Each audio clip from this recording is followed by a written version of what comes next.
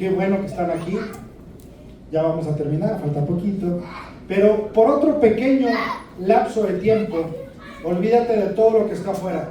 Trabajo, familia, deudas, casa, todo. Solamente por un momento olvídate de eso y pon mucha atención, porque el mensaje de hoy fue escrito para ti. Dios quiere decirte algo en este importante día. Y mira que es un día importante que me costó 3 años y medio hacer que Maqueda viniera a la iglesia. Bienvenido, mi hermano. Ya, de equipo. Dios le bendiga. No, ni siquiera lo traje yo, ¿verdad? Lo trajo el Señor y Iván que lo invitó. Bueno, pero hoy estás aquí con un propósito. No estás aquí por casualidad, porque en las cosas de Dios, de un Dios todopoderoso y ordenado, no hay casualidades. No sé si sepas que si el mundo en el que vives estuviera medio grado hacia un lado, la fuerza de gravedad nos aplastaría. Pero si estuviera un grado hacia otro lado, la fuerza de gravedad haría imposible que el mundo existiera. Si el mundo se moviera tan solo 1 centímetro, nos quemaríamos, porque el sol estaría 1 centímetro más cerca. Y si fuera al revés, nos congelaríamos. Dios es un Dios de orden. Nada pasa, nada sucede sin que Dios esté en control. Así es de que no estás aquí por casualidad, estás aquí por 2 razones. Y la primera es porque Dios te ama y Dios quiere compartir algo contigo. Y segunda, estás aquí porque alguien que te ama, alguien que tiene mucho afecto, mucho aprecio hacia ti te invitó. Porque para invitarte tuvo que quitarse un poco la pena, porque luego da pena invitarlos a un lugar que no conocemos. Pero lo hicieron porque te aman. Lo hicieron porque tienen cariño hacia ti, afecto hacia ti. Y un afecto como no vas a encontrar en otro lugar, porque no te invitaron a cualquier parte. Te invitaron a un lugar donde tú vas a alimentar tu espíritu. Porque puedes tener tu cuerpo bien sano, pero si el espíritu no está funcionando de manera correcta, si el espíritu no está alimentado, la cosa no se pone bien. Hoy vamos a hablar de una de las historias más maravillosas que está en la Biblia. Y yo quiero pedirte que utilices el día de hoy tu imaginación. Hoy yo no te voy a leer la Biblia así como tú te imaginas que se lee la Biblia, ¿no? Así como con mucha formalidad. Claro, se lee con respeto, pero yo quiero pedirte que eches a andar tu imaginación. Hoy vamos a platicar de una historia dentro de la cual fácilmente Netflix podría hacer 500 series. Bueno, tal vez no 500, pero sí unas 100. Es una historia llena de emoción, llena de todo lo que se necesita para hacer una novela, una película, una serie, llena de tantas cosas que seguramente tú te vas a identificar, porque o has pasado por eso, o estás pasando por eso, o tal vez vas a pasar por eso. Y en cualquier etapa en la que tú te encuentres, déjame decirte que si tú confías en Dios, tú pones tu corazón, tu vida y tu futuro en manos de Dios, el destino que te espera va a ser un destino de honra. No sé si sepas qué es un destino de honra. Un destino de honra es un destino en el cual tú vas a ser reconocido, en el que tú vas a ser exaltado por Dios, en el que tú vas a ser premiado por tu fe, por tu valentía y por tu esfuerzo. Un lugar en que las condiciones van a ser mejores, en todos los sentidos, en todos los sentidos. Y en particular en tu vida, pues tú a partir de este momento tendrás que hilar en qué parte de tu vida, en qué aspecto de tu vida es que Dios va a poner la honra. ¿Ok? El título de nuestra plática de hoy se llama José, de las cenizas a la honra. Tú puedes ver en la imagen que hay una ceniza, ¿sí o no? Y hay una corona sobre las cenizas. Quiero que te quedes con esa imagen porque a lo largo o a lo corto de esta prédica vas a ir entendiendo el porqué de las cenizas a la honra. Yo sé que tú alguna vez en tu vida has estado en cenizas. No sé si es hoy cuando estás atravesando por esa situación. Si es hoy, tranquilo, tranquila, porque Dios tiene el control. Si ya pasaste por las cenizas, tal vez te encuentras en este momento, en la subida. Y si estás en ese momento, alégrate, gózate, porque el destino que te espera es un destino muy bueno. Siempre y cuando tú estés de la mano de Dios y estés confiando en Dios. Porque nos guste o no, hay un creador. Nos guste o no. ¿Ok? La ciencia no hace mucho tiempo se acaba de poner de acuerdo con algo. El universo no es eterno. Tuvo un inicio. Eso lo dice la ciencia. ¿Ok? Las mentes más brillantes de este planeta coinciden en que lo que nosotros vemos tuvo un inicio. Y todo lo que tiene un inicio tiene un creador. ¿Ok? Hasta ahí estamos. Hay un creador. Nosotros decidimos creer en el Dios creador. En el Dios que seguramente, tú conoces porque te lo enseñaron en tu casa. Yo crecí pensando que el Dios en el que yo creía era un viejito barbón, con barba blanca y con una vara. En serio, te puedes reír. Mira, otra cosa que quiero que sepas. Si es la primera vez que vienes, es que en este lugar te puedes reír, puedes llorar, puedes aplaudir, puedes hacer lo que tú sientas. ¿Ok? Porque aunque hay solemnidad, porque estamos hablando con Dios, en este lugar hay gozo, hay emoción, hay alegría, porque estamos hablando de un Dios que nos ama, un Dios que te ama, un Dios que cree que tú eres una criatura perfecta. Y lo eres, porque no fuiste creado o creada por cualquiera. A ti te creó Dios. Pero a veces nos falta identidad. Nos falta sentirnos dignos de ser hijos de un rey. Porque no sé si lo has pensado, pero tu papá es un rey. Y no es cualquier rey, es el Rey de Reyes. Y eso dice la palabra. Yo creí que Dios estaba ahí atento nada más a ver qué hacía para castigarme. ¿Te ha pasado? Y déjame desmontar un mito. Dios, escucha bien lo que te voy a decir, pon mucha atención. Dios no quiere castigarte. Pero ¿cómo, pastor? Pues si me porté mal, ¿a poco Dios no me va a castigar? Dios no quiere castigarte. Los planes de Dios para tu vida son de salvación. Por eso envió a su Hijo a morir en la cruz, para que tú y yo fuéramos salvados de nuestros pecados. Dios no quiere castigarnos. Que te quede claro. Si nosotros cometemos errores, tenemos consecuencias. Y las consecuencias muchas veces son castigos. Pero esos no los mandó Dios, eso los provocamos nosotros.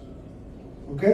Solo para que quede claro que el Dios en el que creemos, el Dios de la Biblia que tú leíste cuando fuiste al catecismo, a la primera comunión, y la Biblia que te regalaron cuando te casaste que nunca leíste, esa Biblia te dice cómo es Dios. Ojo, en ningún momento te voy a regañar, también te puedes reír. Esa Biblia te dice cómo es Dios, pero como no la hojeamos, como no nos enseñan, nos perdemos la maravillosa oportunidad de saber que nuestro papá, Dios, es un Dios que nos ama, que nos quiere ayudar. Yo te pregunto a ti que eres papá o mamá, ¿tú amas a tus hijos? Contéstame fuerte, sin miedo. ¿Amas a tus hijos? Sí. ¿Tus hijos se portan mal? Sí. ¿Los dejas de amar por eso? No. ¿Quieres que se corrijan? Sí. ¿Los quieres ayudar? Sí. ¿Quieres que tengan una buena vida? Sí. ¿Que sean exitosos? Sí. ¿Felices? ¿Que amen? ¿Que los amen? Eso mismo quiere Dios de ti. Dios quiere eso de ti, pero tú tal vez no lo sabías porque no te lo habían dicho.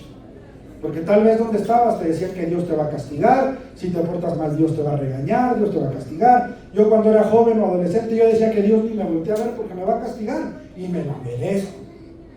Pero no. Mi hijo casi hace que me detenga la policía en Monterrey hace 15 días, ya se los conté a algunos. Me hizo un berrinche tan grande que llegó la policía porque pensó que me lo estaba robando. ¿Y sabes qué pasó a los 10 minutos que él me dijo, papi, tengo hambre? Lo llevé al McDonald's. No a manera de premio, pero a pesar de lo que hagan los hijos, papá no deja de amarlos. Dios no te deja de amar. No te estoy diciendo, güey, pórtate mal. Absolutamente no. Te estoy diciendo, pórtate bien, porque a Dios le agrada que lo hagas. Pero lo que te estoy diciendo es que Dios te ama a pesar de tus equivocaciones. No te ama con todas tus equivocaciones, te ama a pesar de tus equivocaciones. Y Dios quiere que te sacudas eso que te aleja de Él, eso que te aparta de Él, eso que no te permite ver su amor y su gloria reflejada en tu vida. Solo quería, ese no era el mensaje, pero solo quería que tú supieras que Dios te ama. Me dijo un amigo que no veo aquí, con el dolor de mi corazón no lo veo, me dijo en un mensaje, te prometo que un día voy a ir. Y le digo, está bien, cada uno tenemos nuestro tiempo, así como alguien que está aquí, y también me dijo, ya voy a ir el domingo, pero bueno, tardó, pero aquí está. Y me dijo, voy a ir cuando me sienta digno, merecedor. ¿Y sabes cuándo va a ser digno de Dios? Nunca. Tú y yo no somos dignos de Dios. Somos dignos por el sacrificio de Jesús en la cruz. No somos dignos, no porque seamos malos ni estemos desechados, sino porque somos personas que pecamos. No quiero que levantes tu mano, pero te hago la pregunta: ¿quién de ustedes peca? Yo la levanto. No te exhibas, no te quedas. Yo sé que todos pecamos porque todos nos enojamos.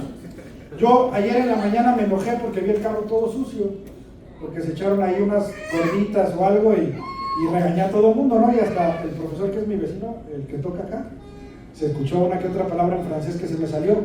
Y después me arrepentí, porque eso no le agrada a Dios.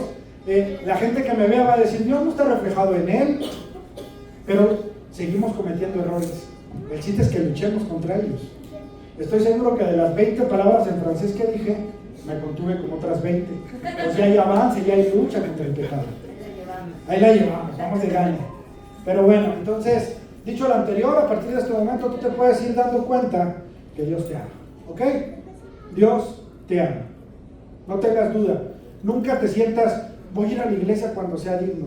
Cuando menos digno eres, cuando más mal estás, cuando más roto estás, cuando más le estás embarrando, cuando más dentro del fango estás, es cuando tienes que vivir a la presencia de Dios. Es ahí, en ese momento, cuando tú y yo necesitamos buscar a Dios, para que Él nos ayude a salir de esa dificultad, de ese fango, de esa situación. José de las cenizas a la obra. José es una historia muy larga. Yo quería predicarla hoy, pero creo que me voy a llevar 3 domingos. Creo que no está aquí Julio, si nos ayudas. Gracias, Javi. Pero la voy a predicar en 3 domingos, porque creo que merece darle su tiempo. Pero voy a comenzar diciéndote que la historia de José el soñador es una historia que engloba tantas situaciones y tantas cosas como traiciones, rencores, sueños, bullying, derrotas, mentiras, éxito, recompensa divina, respaldo celestial y un sinfín de cosas. Y algo que también hay en toda la historia es misericordia y respaldo de parte de Dios. ¿Ok?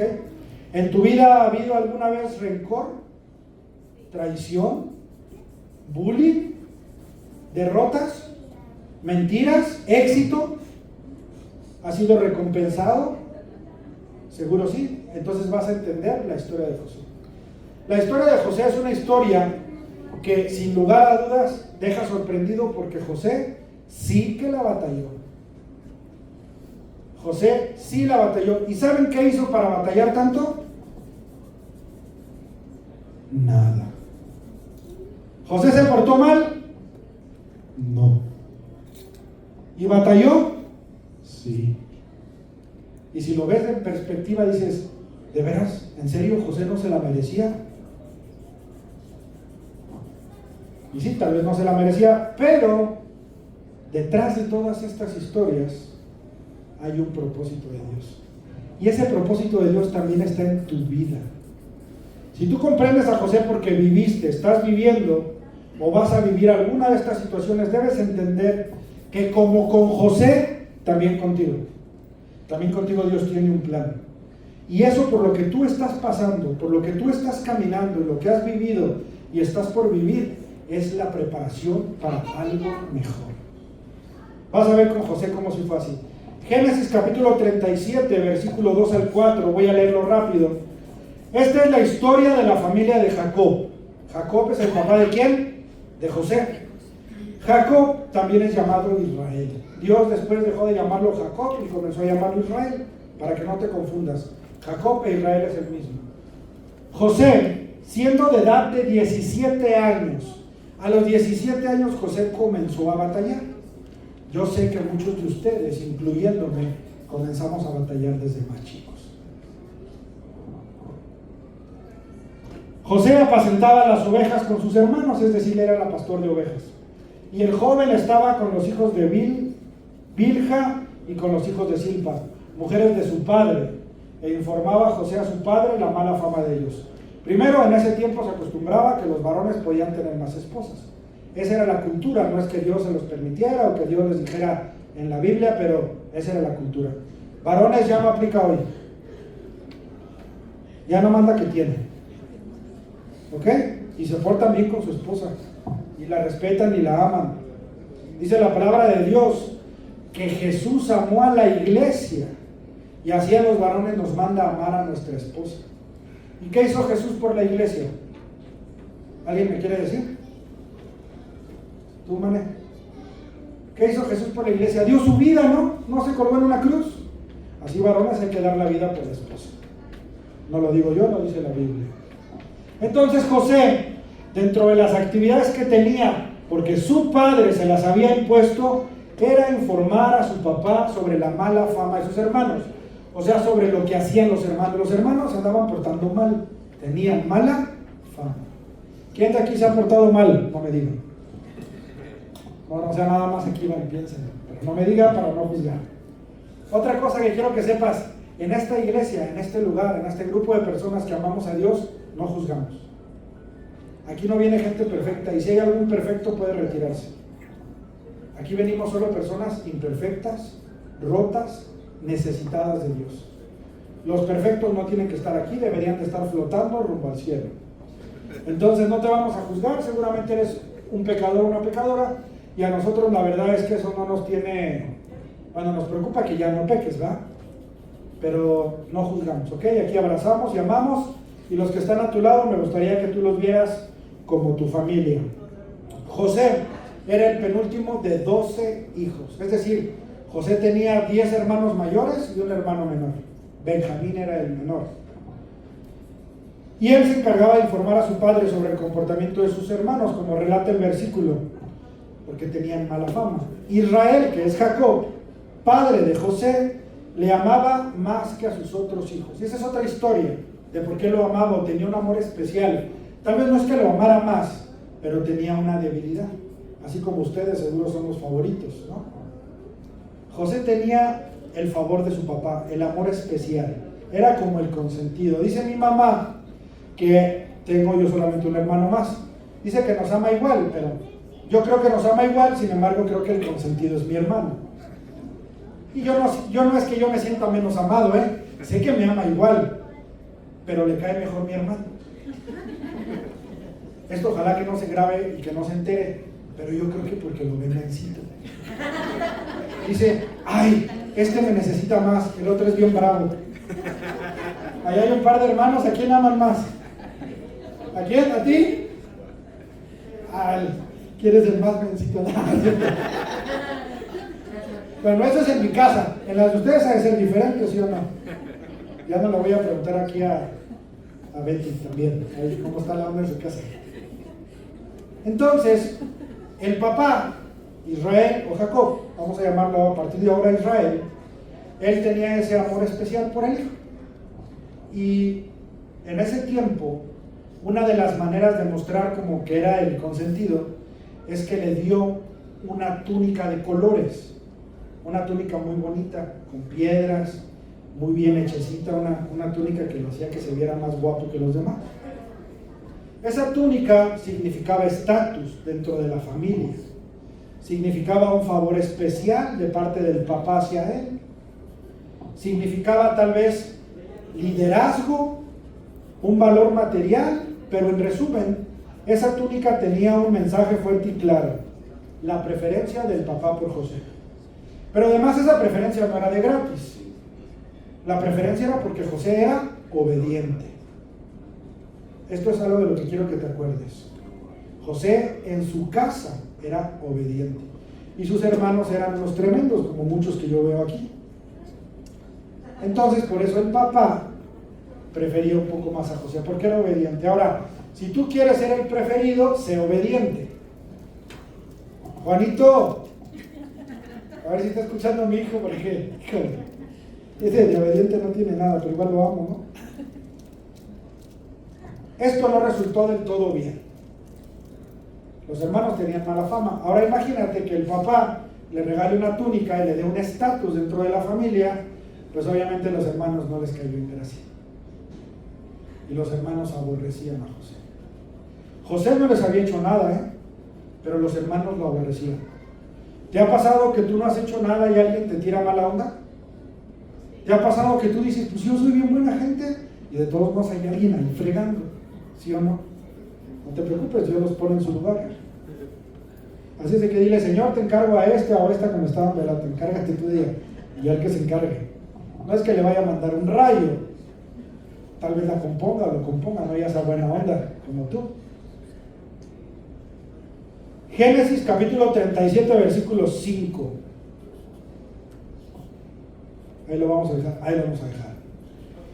Y soñó José un sueño, y le contó a sus hermanos, y ellos llegaron a aborrecerle todavía más. O sea, José ya les caía mal a sus hermanos, pero luego José fue y les contó un sueño que tuvo, y logró que lo aborrecieran más, o sea, que le cayeran más mal. Te voy a explicar. José el soñador, como lo conocemos, tenía un don con relación a los sueños. Dios le hablaba a José a través de los sueños, pero también Dios le había dado la facultad, la capacidad o el don de interpretar los sueños, los de él y los de otros. Y ese don, que al principio le salió caro, porque ahorita vas a ver qué tan caro le salió, ese don después le serviría para ser exaltado hacia la honra. Así es que si tú tienes un don que de pronto te ha costado por ahí manifestar o te ha hecho batallar con eso, tranquilo, porque Dios lo va a usar, siempre y cuando ese don sea conforme a la palabra de Dios. Yo tengo el don de pegarle a todo el mundo, allá hay unos bien peleoneros, ese no es un don. Sin marcas, sin marcas, están juntos. Ese no es un don, es una habilidad que tú desarrollaste. A Dios no le gusta. Entonces interpreta bien tus dones. Entonces José tuvo un sueño, y ese sueño es el siguiente. Génesis capítulo 37, versículo 7. El siguiente. Llegó José corriendo bien contento, ¿no? En su inocencia, 17 años, hijo de papi, así como muchos, ¿no? Bien apapachadote. Entonces llega corriendo bien contento y les dice a sus hermanos, hermanos, he aquí que tuve un sueño, hermanos, y quiero compartírselos. Y dice, he aquí que soñé que atábamos manojos en medio del campo, de trigo me imagino, los ataban para poderlos transportar. He aquí que atábamos manojos en medio del campo, y he aquí que mi manojo, dice José, se levantaba y estaba derecho, y que vuestros manojos estaban alrededor y se inclinaban al mío. ¿Qué creen ustedes que se refería a José? Hermanos, mi manojo se pone en el del centro y todo se le cuadra. Así es como lo leyeron de ellos. No, así no dice la Biblia, pero así lo interpretaron. Adivinen qué pasó.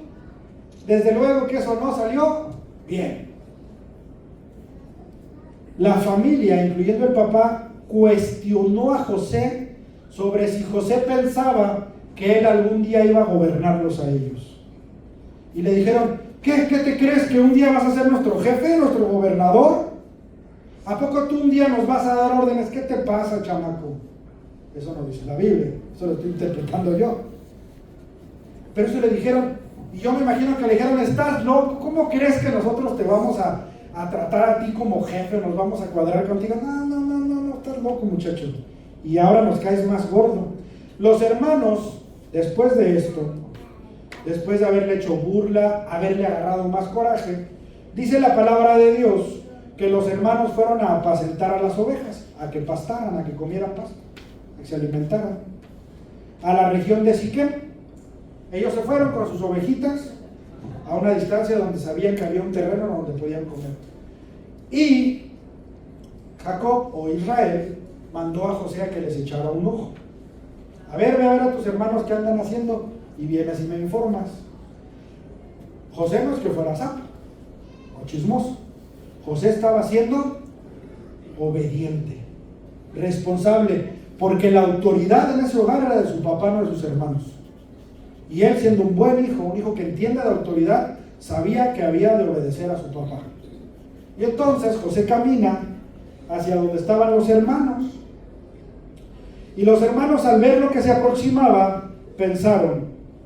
Génesis capítulo 37, versículo 18 al 20. Cuando ellos lo vieron de lejos, antes de que llegara cerca de ellos, conspiraron contra él para matarle. Y dijeron el uno al otro: he aquí, viene el soñador, burlándose de él. Ahora pues, venid y matémosle, y echémosle en una cisterna y diremos: alguna mala bestia lo devoró, y veremos qué será de sus sueños. Los hermanos de José querían matarlo, y querían matarlo por una razón: porque él tenía sueños, porque él tenía el favor del papá, porque ellos no podían soportar que su hermano tuviera sueños. ¿Te ha pasado? ¿Que has tenido un sueño y alguien ha intentado apagarlo? ¿Te ha pasado que has tenido una meta y alguien se ha acercado a decirte: no lo vas a lograr? Yo un día le conté un sueño a alguien y ese alguien se burló de mí en la cara. Y yo me agüité porque era mi amigo. Pero no dependía de él, dependía de Dios que eso pasara. Pero ellos lo querían matar por eso. A ver qué les hizo, nada. Y aún así lo querían matar. ¿Ven cómo esta historia va teniendo de todo? Odio, rencores, intentos de asesinato. Hasta este punto ya sale para una serie completa de Netflix. Sin embargo, uno de los hermanos de nombre Rubén, al escuchar esto se opuso. Dijo: no vamos a matarlo. ¿Cómo lo vamos a matar? ¿Qué cuentas vamos a dar a mi padre? De que nos vamos a manchar las manos de sangre. Mejor vamos a echarlo a ese pozo que no tiene agua. Y entonces los hermanos agarraron a José y lo echaron al pozo. Para este punto, José acababa de experimentar uno de los dolores más grandes que puedes experimentar: que tu propia familia te dé la espalda. Su propia familia, sus hermanos, a los que él amaba, a los que él seguramente en su inocencia y al verlos más grandes a ellos los veía como ejemplo, los admiraba. Mi hijo se medio cortó el pelo como quiso, porque quiso cortárselo como su hermano mayor. No le queda por su tipo de cabello, pero él quiso como el hermano. Porque es lo natural que nosotros tengamos ese sentimiento hacia los hermanos mayores, los que tienen. En mi caso, pues no, más o menos es así, no es así. Entonces, mientras Rubén no estaba, porque Rubén dice: no lo maten, échenlo ahí. Rubén se va, pero mientras él se va, pasa un convoy de ismaelitas. Era un grupo de personas que acostumbraban a vender esclavos y a comprar. Entonces uno de los hermanos dice: no vamos a derramar su sangre, mejor vamos a venderlo como esclavo a los ismaelitas que van pasando por aquí. José ahora, sin haber hecho nada, sin haber lastimado a nadie, sin haber ofendido a nadie, sin haber traicionado a nadie, sino por ser obediente a lo que decía su autoridad, José ahora estaba siendo esclavo. Ahora José experimentaba el ser vendido por sus hermanos, entregado por sus hermanos, traicionado por sus propios hermanos, por 10 de sus hermanos, no por 9, más o menos. Después llenaron la túnica de sangre, la túnica que le había dado su papá, mataron uno de los borregos que traían y la llenaron de sangre para llevársela al papá. Llevaron la túnica del papá, de José al papá, llena de sangre, y le dijeron: papá, esto fue lo que encontramos de José. Y el papá dijo: una bestia lo mató. Y el papá sufrió, lloró, como alguien que sufre ante una situación así. Qué malos los hermanos, ¿verdad? ¿Hasta qué estaban dispuestos a hacer? José pasó de ser el hijo preferido, de comer 3 veces al día calientito, ahora ser esclavo. Con lo que implicaba ser esclavo en ese tiempo. Porque no es lo mismo que ahora mi hijo le digo: recoge tu cuarto, hijo, y me dice: no soy tu esclavo. Yo, hijo, solo te pedí que tendieras la cama. Para él eso es ser esclavo. Pero en el tiempo de José, ser esclavo era completamente diferente. Era una situación verdaderamente complicada, incómoda, dolorosa, etc. Los sueños de José y el mismo José ahora no eran nada más que cenizas. Imagínate tener un sueño de grandeza, un sueño bonito, y estar siendo esclavo. Por supuesto que tu sueño era cenizas en ese momento. En ese momento todo lo que José soñó, todo lo que quiso ser de grande, todo lo que aspiró, estaba en cenizas. Porque no había vuelta de hoja. Después de ser esclavo ya no iba a ser libre, ya no había más. Pero Dios estaba con él. Y Dios tenía un propósito en la vida de José. Y Dios no lo mandó a ser esclavo, Dios no lo mandó a sufrir. Pero Dios aprovecha las situaciones complicadas para su propósito. No es que Dios dijera, ay, se me ocurre que a José, pues ahorita lo hagan esclavo. No, Dios no opera de esa manera. Dios no permite el mal porque Dios es bueno. Y alguien bueno no puede coexistir con lo malo. Dios es bueno. Dios es el responsable de las cosas buenas que pasan. De las cosas malas que pasan, el responsable es el diablo. Pero Dios no. Solo que normalmente culpamos a Dios de lo malo, ¿sí o no? Diosito, ¿por qué me pasa esto? Diosito, ¿por qué me hiciste eso? Y Diosito ni enterado. Bueno, sí está enterado, pero dice, yo no lo hice. Fuiste tú. ¿Por qué me mandaste a la cárcel, Dios? ¿Por qué robas? No fue Dios. Dios no permite lo malo. Pero Dios sí utiliza las situaciones malas por las que atravesamos para un propósito mayor y mejor. Entonces José es vendido a los ismaelitas, se va en calidad de esclavo, llega a una región donde se hacía un tianguis de esclavos, como hizo tianguis de carros, pero ya había tianguis de esclavos. Entonces a José, que lo ven joven y fuerte, pues lo compra Potifar. Potifar era un alto mando de la guardia del faraón, era el comandante de la guardia del faraón. El faraón era el presidente supremo de Egipto, el mandamás. Incluso el faraón se sentía como un dios. Y su comandante, o el encargado de la seguridad, fíjate qué Dios tan raro, ¿no?, que ocupe seguridad, pero así era. Potifar, el hombre más importante en cuanto a la milicia y al cuidado del faraón, lo compra y se lo lleva a su casa y a sus negocios. Entonces José, que venía de ser alguien obediente, honrado, honorable, comienza a trabajar para Potifar. Y en ese tiempo, mientras él trabaja, como él muestra esos atributos, obediencia, responsabilidad, compromiso, no se estaba queje y queje, no pedía aumento, ¿sí o no? Ahí para los que son patrones ya, no pedía aumento, no tenía prestaciones, échemelo para acá. Bueno, pues él era un buen trabajador. Y dice la palabra de Dios que todo lo que hacía José era para que prosperara. Y José comenzó a prosperar al interior de la casa. Los negocios, la economía de Potifar comenzó a prosperar. O sea, mejoró.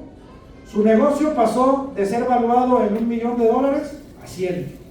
Esto no lo dice la Biblia, pero es para que me entiendas. Él llegó a un lugar que era próspero y lo llevó al siguiente nivel. Pero también él prosperó. Porque entonces dice la palabra de Dios que Potifar puso a José sobre toda su casa. O sea, José era el administrador de la casa y de todos los negocios de Potifar. Potifar tenía otros empleados, otros esclavos. Y el jefe era, muchas gracias por venir, Dios les bendiga. Potifar tenía más empleados y José terminó siendo el jefe de todos. Le entregó, le delegó todo. Potifar ya no se encargaba de nada. O sea, ya nomás se la llevaba relax porque José se encargaba. Y José podía hacer que las cosas funcionaran y fluyeran porque José tenía dentro de su corazón ¿a quién? A Dios. Y a pesar de que él había sido traicionado, humillado, vendido, esclavizado, él no dejó de confiar en Dios. ¿Y saben qué hizo Dios? Dios lo respaldó, Dios lo acompañó y Dios lo hizo crecer. Pero tranquilos, todavía no llegamos a la honra. Dios tenía preparado todavía algo más para José, muchas sorpresas. Entonces José se queda como el encargado de la casa, la hace crecer, prosperar. Pero la esposa de Potifar, adivinen qué, se enamoró de José y dijo: está guapo, está fuerte, sabe hacer dinero, es pues es bueno en general. Y entonces dice la palabra que empezó a incomodar a José, a hablarle a José, dice la palabra, para que se acostara. Pero José le dijo: yo no puedo hacer eso, porque si lo hago, primero le fallo a Dios. Y eso es algo con lo que nosotros debemos coexistir todo el tiempo. Lo que voy a hacer falla a Dios, no lo hago, por más agradable que parezca, porque me imagino que la mujer pues era guapa, pero por más agradable que pareciera la situación, José sabía que no le debía de fallar a Dios. Y mira, nadie los iba a ver, no había nadie. Él pudo haber hecho eso y seguir calladito. Y después le dijo: yo no puedo fallarle a Potifar, porque Potifar ha tenido confianza en mí. Fue honorable. Porque honorable significa hacer lo correcto aun cuando nadie te ve. Es muy diferente a ser honesto, ¿sí o no? Uno es honesto cuando uno lo ve, pero uno es honorable cuando haces lo correcto, aunque nadie te vea. Entonces, la mujer, llena de coraje de cómo había sido despreciada por un simple esclavo, porque entonces ya en ese punto, si era un simple esclavo, quitó las ropas, le quitó la ropa a José. José, dice la palabra, salió corriendo. Así como tú y yo tendríamos que salir corriendo del pecado. Y cada vez que nos enfrentamos a un pecado debemos de salir corriendo. No sentirnos valientes de decir: me aviento el tiro con el pecado, mejor corre. José corrió, pero ella no se quedó conforme y comenzó, dice la palabra de Dios, a dar gritos y a decir: miren lo que José quiso hacer conmigo. José me quiso faltar el respeto y hasta dejó su ropa aquí. ¿Era verdad? Por supuesto que no. Génesis capítulo 39, versículo 20 al 21 dice así: y tomó su amo a José y lo puso en la cárcel, donde estaban los presos del rey, y estuvo allí en la cárcel. Pero Jehová, Dios, estaba con José, y le extendió su misericordia y le dio gracia en los ojos del jefe de la cárcel.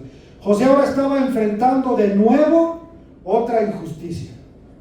Todo le estaba yendo bien, ya era el jefe en la casa de Potifar, ya tenía influencias, ya tenía su propia habitación, con wifi, con todas las comodidades, ya comía bien, ya vestía bien, ya no tenía grilletes en las manos ni en los pies porque ya era importante.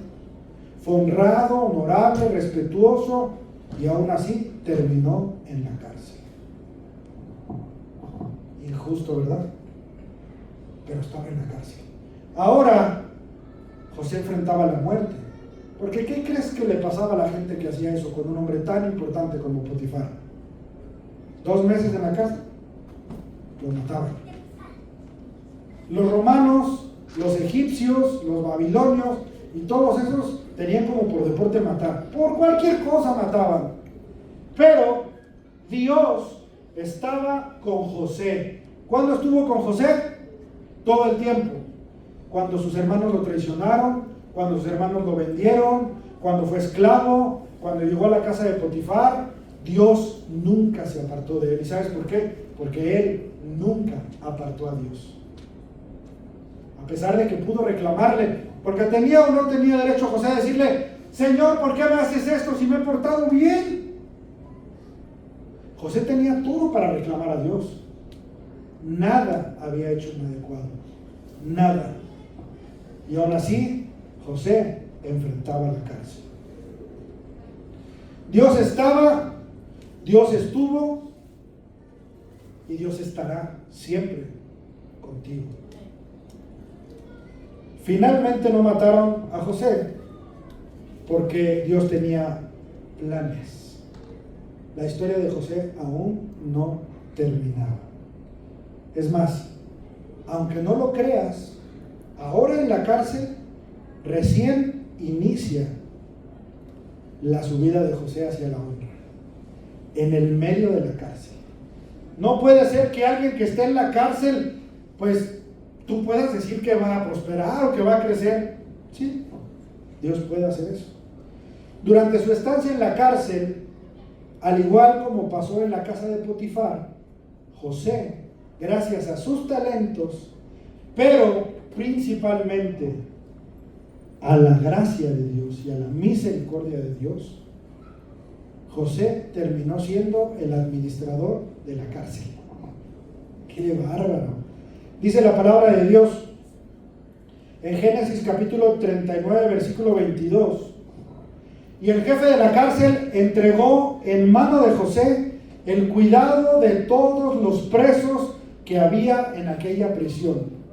Todo lo que se hacía allí, él lo hacía. José pasó de ser un preso más, un preso que venía recomendado, ¿no? Porque te imaginas cuando Potifar lo mandó. Potifar pensó de alguna manera que él quería hacerle algo a su esposa. Aunque yo pienso, esto no lo dice la Biblia, pero yo pienso que Potifar estaba consciente de que tal vez no era todo verdad, por eso no pidió que lo mataran. Pero ahora el jefe de la prisión ya no se encargaba de nada, porque José, ¿qué hacía? Estaba al cuidado de todos los presos y todo lo que se hacía allí lo hacía José. José ahora era el administrador de una cárcel, ya había sido el administrador de unos negocios.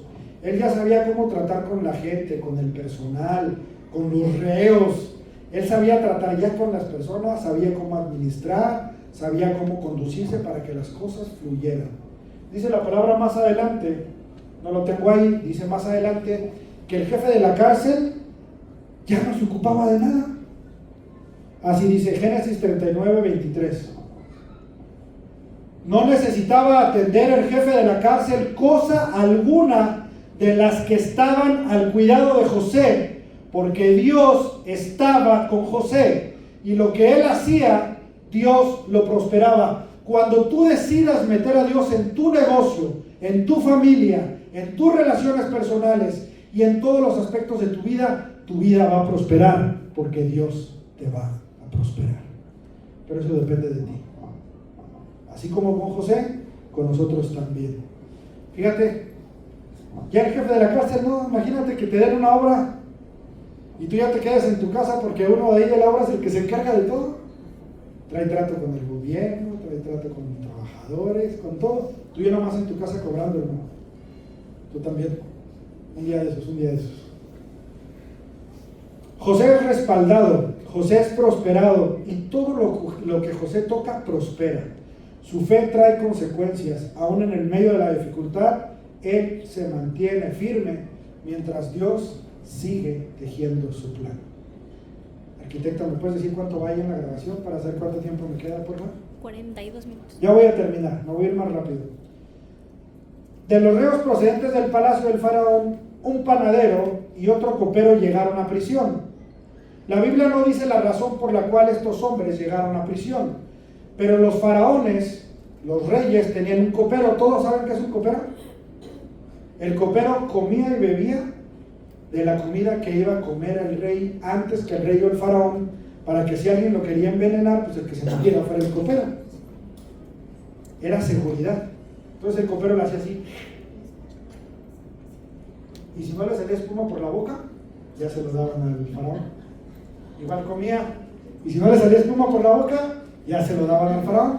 Eso es lo que hacía el copero. Y tenían un panadero que hacía pan. Mira los que inteligentes somos. Qué bárbaros. Entonces, este copero y el panadero fueron enviados a la prisión, la misma prisión de José. La Biblia no relata las razones por las cuales fueron enviados para allá, pero podemos suponer que alguien intentó envenenar al faraón. Y entonces el faraón sospechó del panadero y del copero. Entonces a los dos los mandó a la cárcel. En este punto, ninguno había sido sentenciado o castigado. Tiempo después de que están en prisión, en la misma prisión de José, Génesis 47, dice así: entonces Faraón envió y llamó a José. No, esa es otra. Bueno, esta la leo yo. Es que tal vez no lo puse ahí. Pero dice Génesis capítulo 40, versículo 7. Y él preguntó a aquellos oficiales de Faraón que estaban en la prisión: ¿por qué parecen mal vuestro semblante? Es decir, José los vio, ya los conocía, pero un día José se acercó a ellos y les dijo: ¿por qué están tristes? Y ellos le contaron a José que habían tenido un sueño. Ambos le contaron que tuvieron sueños. No voy a mencionar los sueños para no extenderlo, Pero en resumen, los dos, el copero y el panadero, tuvieron sueños. Y José les dijo, yo puedo interpretar tu sueño. ¿Te acuerdas que al principio te dije que José tenía un trato con Dios? Y él recibía información en sueños, pero tenía el don de interpretarlos. Entonces José interpreta los sueños del panadero y del copero, y en resumen le dice al panadero, te van a ahorcar en 3 días. Qué buen, gracias por traducirme el sueño, ¿va? Y al copero le dice, en 3 días serás de nuevo repuesto en tu lugar de trabajo, y serás perdonado, y todo va a estar bien. Yo me imagino que descubrieron que el que había hecho la mala obra había sido el panadero. Otra historia, ¿verdad? Como para una novela, ¿sí o no? Aquí ya van varias novelas. Entonces, al paso de esos 3 días, sucede lo que José les había dicho. A uno lo ahorcan y a otro lo regresan al palacio. Y José le dice al copero, oye, cuando estés con el faraón, acuérdate de mí. En pocas o en muchas palabras le dice, cuando veas al faraón, pues échame porras. Dile, acuérdate de mí, dale un buen comentario a faraón. José lo que quería era ser rescatado de ahí, porque por más que estuviera siendo el jefe de la prisión, estaba en una prisión. Y adivinen qué pasó. El copero no se acordó de José. ¿Qué ha pasado? Que a lo mejor haces algo por alguien y ese alguien al rato, cuando tú necesitas, no te ayuda. ¿Sí o no? Le prestas dinero a tu compadre y cuando le pides a tu compadre se porta bien grosero. ¿Sí o no? Pues así le pasó porque pues José los trató bien, José le reveló el sueño, le pidió el favor, pero el copero dijo, yo ya salí, yo ya estoy aquí en mi chamba de nuevo, ya no me preocupo por nada. 2 largos años más pasó José en la cárcel, pero pasó porque Faraón tuvo un sueño que lo perturbó. El faraón tuvo un sueño muy raro y mandó llamar a los magos y a los sabios de Egipto, pero ninguno de ellos pudo interpretar el sueño. Y adivinen qué pasó. El copero se acordó 2 años después, se acordó de José, pero no fue una casualidad, porque les dije al principio, Dios es un Dios de orden. Dios no permite casualidades, es un plan de Dios. Dios envió un sueño a Faraón para que el copero se acordara. Y es interesante cómo Dios hace las cosas, porque Dios pudo haberle hecho así, José sale de la cárcel y todo eso, pero no tiene chiste, no hay emoción. Entonces el faraón tuvo un sueño muy raro y nadie se lo pudo interpretar, pero el copero se acordó, le dijo, en prisión había alguien que nos dijo nuestros sueños y fueron reales. Dios se hace presente en el tiempo correcto. Pasaron 2 años y tal vez unos digan, ¿por qué tanto tiempo? Dios llega en el momento justo, ni antes ni después. Acuérdate de esto cuando estés afanado, desesperado o ansioso y digas, es que parece que Dios no escucha mis oraciones. Por supuesto que las escucha, pero va a llegar a contestarlas en el momento justo. ¿Ok? ¿Quieres un ejemplo de cómo Dios no llega cuando tú quieres? Imagínate que yo quiero tener el mejor trabajo de mi vida, pero no estoy preparado para él. ¿Qué va a pasar? Dios me va a dar el trabajo de mi vida y yo lo voy a echar a perder. Paciencia. Dios está trabajando en tu vida, en la de cada uno de ustedes. Dios está trabajando. Lo creas o no lo creas, Dios está operando en tu favor. Pero te toca a ti también apoyar, ¿no? O sea, en el sentido de permitir que eso suceda. José fue preparado en obediencia mientras vivió con su papá. Fue capacitado en honradez, honorabilidad, fidelidad y administración de bienes cuando estuvo en la casa de Potifar. Y en la cárcel se encargó del cuidado de reos. Ya sabía de administración, contabilidad, recursos humanos, relaciones públicas. Todo eso fue preparado José. ¿Casualidad? Vamos a ver si es casualidad. Entonces Faraón mandó llamar a José, lo sacaron apresuradamente de la cárcel, dice Génesis capítulo 41, 14. Lo sacaron apresuradamente de la cárcel, se afeitó y mudó sus vestidos y vino a Faraón. Se arregló para ir a ver a Faraón. Faraón tuvo un sueño, te lo voy a decir rápido. Soñó 7 vacas gordas y 7 vacas flacas. 7 vacas flacas se comían a las gordas. Y luego soñó 7 espigas de trigo gordas y 7 espigas de trigo flacas. y las flacas se comían a las gordas, y ese era el sueño en general. José le dijo, cuando estuvo en presencia de Potifar, perdón, del faraón, el faraón le dijo, bueno, interprétame los sueños. Y José le dijo, yo no puedo. Yo me imagino que el copero la sudó, porque te imaginas, lo iban a matar. Entonces mataban por todo. Pero unos segundos después dijo, ¿que no es Dios dueño de los sueños? Yo no puedo, faraón, pero mi Dios sí puede. Y entonces, con esto termino prácticamente, entonces José le dijo, mira, tu sueño significa en resumen que va a haber 7 años de abundancia, va a haber muchísima comida, todo va a funcionar bien, los animales, bueno, el ganado, todo lo que plantes, va a haber muchísima comida durante 7 años, pero después habrá 7 años de hambre.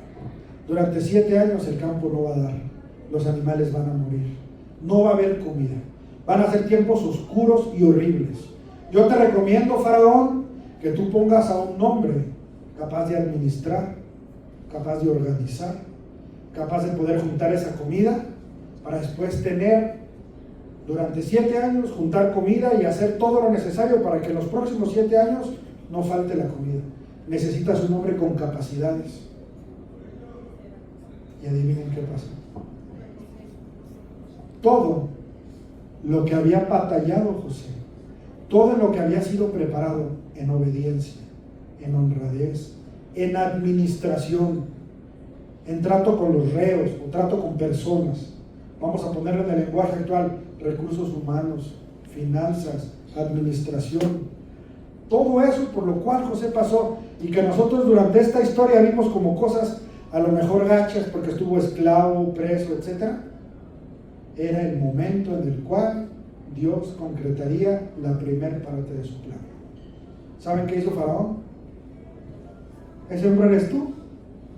Ese hombre eres tú, José. Dice la palabra que Faraón se quitó el anillo que tenía, que representaba autoridad sobre todo Egipto, y se lo dio a José. Y le dijo, todos te van a respetar. Todo lo que Egipto tiene va a estar por debajo de ti. Tú serás el mandamás de Egipto. Solamente yo estaré sobre ti. José fue llevado a la honra. Ahora José no era un preso, no era un abandonado de sus hermanos, no era una persona inculpada falsamente por haber hecho algo que lo llevó a prisión. Ahora José no le estaba batallando. Ahora José estaba siendo nombrado gobernador de la nación más poderosa y rica sobre la faz de la tierra.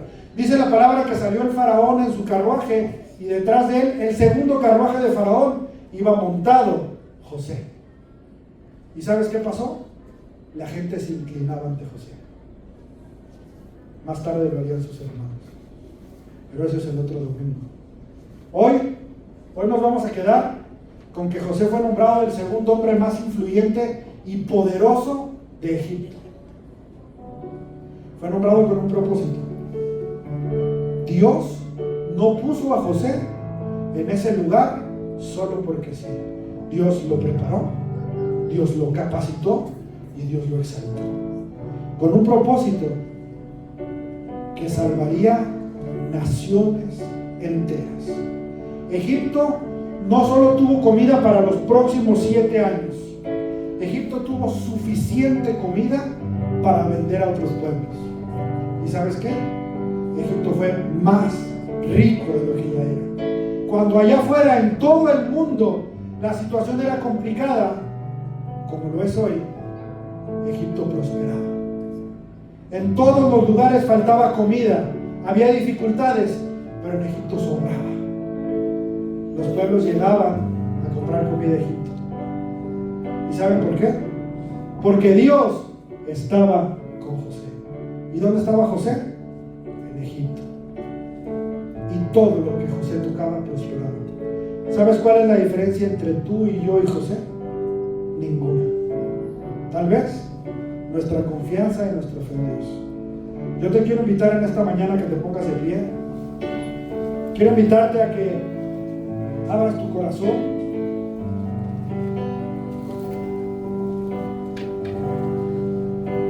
Dice la palabra que en todo momento Dios estaba con él, haciéndolo prosperar, poniéndolo en posición de importancia, pero estaba en un proceso que lo llevaría a un lugar más grande que los anteriores. Yo no sé si tú estás pasando hoy por una dificultad. Te invito a que cierres tus ojos. Te invito a que en este momento tú reflexiones. Yo no sé si tú estás pasando por una dificultad, pero si lo estás, yo te voy a dar hoy cuál es la ruta que debes seguir en medio de la dificultad. Y esa ruta es simple, se llama Jesús. Porque para que Dios pueda operar en nuestra vida, nosotros tenemos que reconocer a Jesús. Dice Jesús, dice su palabra, dice la Biblia, Juan 14:6, Jesús es el camino, la verdad y la vida. Nadie va al Padre si no es a través de Él. Y si tú decides hoy, yo te invito a que hoy en esta mañana tú le digas a Dios: Dios, yo he decidido confiar en ti como lo hizo José. Tal vez hoy estoy pasando dificultades, tal vez hoy me han traicionado, me han abandonado, me han sido infiel, me han humillado. Tal vez yo no me lo merezco, pero estoy en una situación difícil. Señor, yo hoy he entendido que tú tienes un plan para mí. Hoy he entendido que esto por lo que estoy pasando es un proceso. Hoy Señor, te doy gracias, porque aún en el medio del proceso tú no has soltado mi mano, tú me has acompañado. Y hoy decido abrirte mi corazón.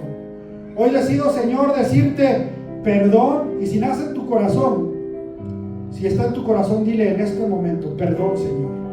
Perdón por las veces que he dudado de ti. Perdón por las veces que te he culpado de algo de lo que tú no eres culpable, Señor. Perdóname por hacerte responsable de mis fallas, de mis fracasos. Perdóname, Señor.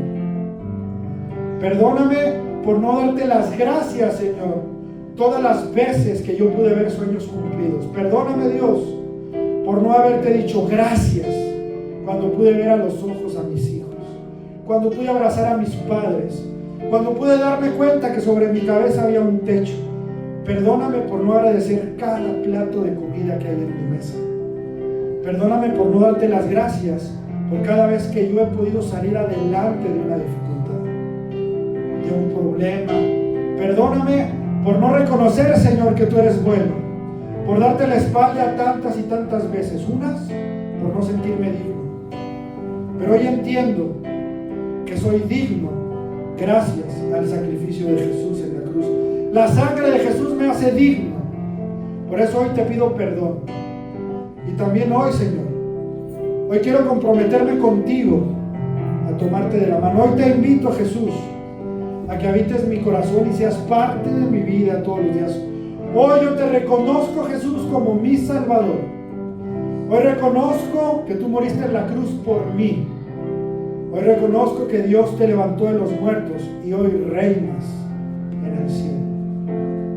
Dile gracias, Señor. Gracias porque sé que como preparaste a José, tú me vas a preparar a mí.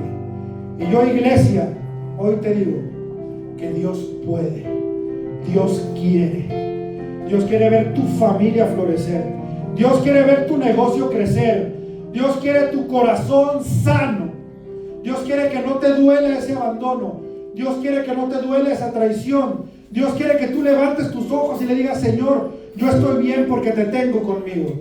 Y como José, tú serás exaltado. Como José, la bendición va a llegar a tu familia, a tu negocio, a tu vida.